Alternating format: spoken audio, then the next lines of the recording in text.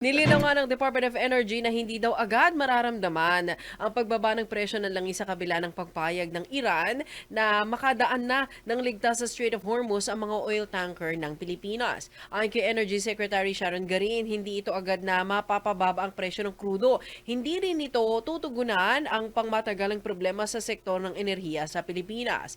Yan ay sa gitna ng patuloy na pagtaas ng presyo ng langis kung saan higit doble ang itinaas, parang triple pa kaya yata partner, ang itinaas niyan mahigit isang buwan matapos ang military campaign ng Estados Unidos at Israel laban sa Iran. Paliwanag ni Garin na nananatiling vulnerable daw ang Pilipinas dahil umaasa ito sa imported na langis, lalo na mula sa Middle East gaya ng Saudi Arabia. Binigyan din niya na anumang abirya daw sa daluyan ng langis ay may domino effect sa global supply at direktang makakaapekto sa presyo ng produktong petrolyo sa bansa natin.